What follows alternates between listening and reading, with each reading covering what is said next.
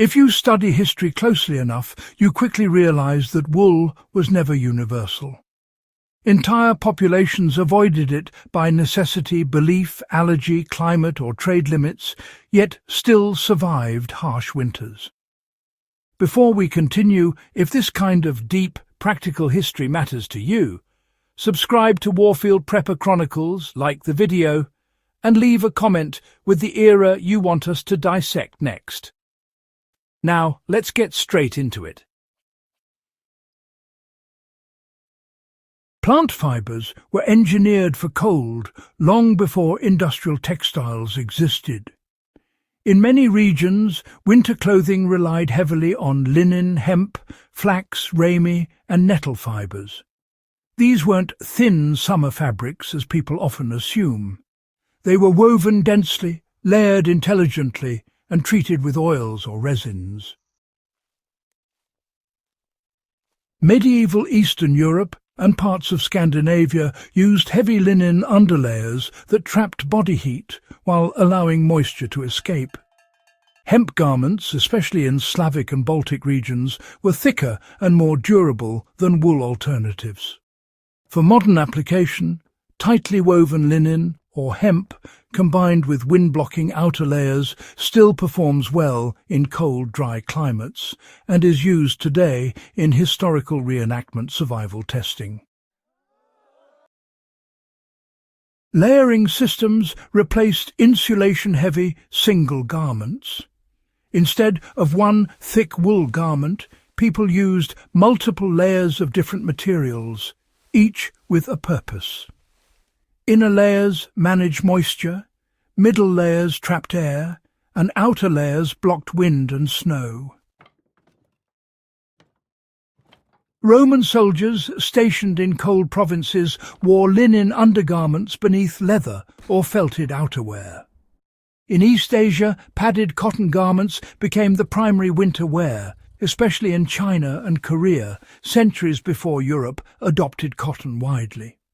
Modern survivalists can apply this by prioritizing moisture control close to the skin and using structured layering instead of relying on one insulating fabric.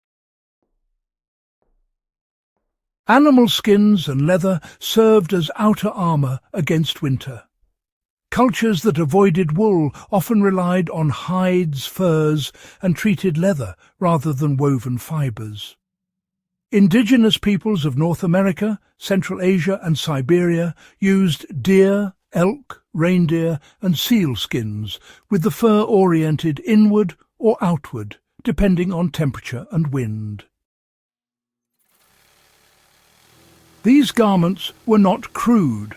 They were stitched to allow movement and layered strategically.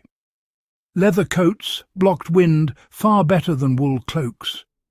For modern use, leather outer shells or hide-based windbreakers paired with breathable inner layers replicate this time-tested approach effectively. Felt without wool existed through alternative felting techniques.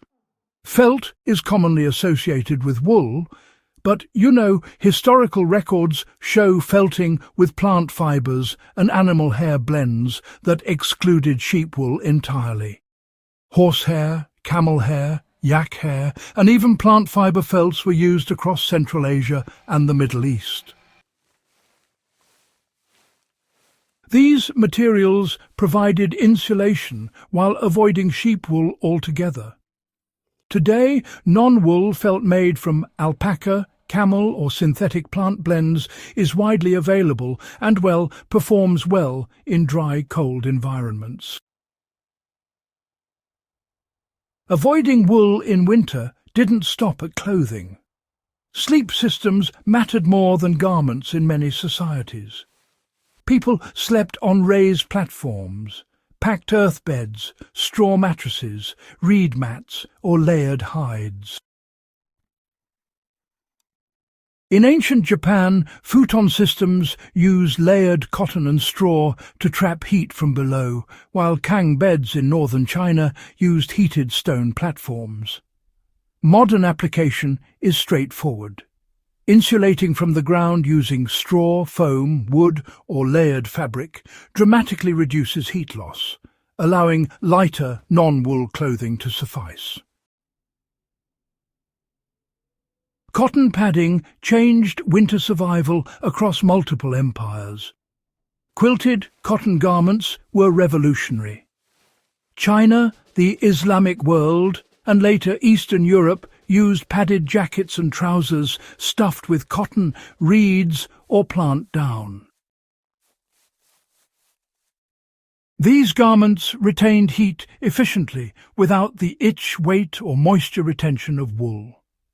Military records from Ming China describe soldiers issued cotton-padded winter coats rated for sub-zero conditions. Today, this principle lives on in quilted jackets, sleeping bags, and insulated liners using cotton or synthetic fill instead of wool. You know, head, hand and foot protection actually mattered more than torso insulation.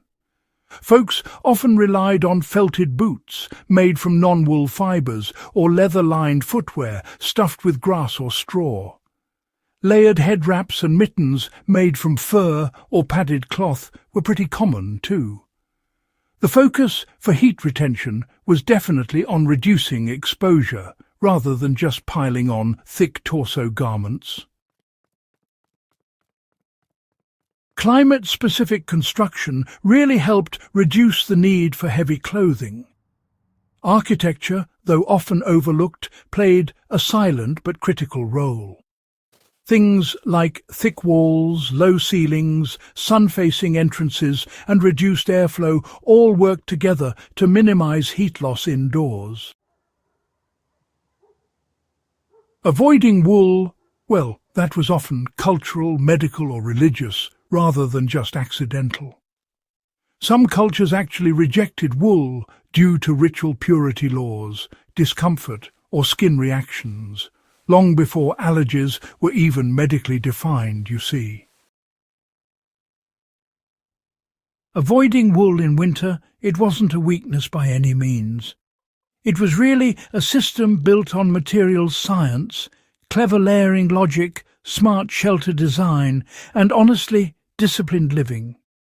Every method we've discussed here has modern relevance for preppers, historians, and anyone seeking alternatives to traditional cold weather gear. If this guide added value to your research or preparedness mindset, I'd encourage you to subscribe to Warfield Prepper Chronicles, share this with someone who studies history seriously, and leave a comment with the next topic you want explored.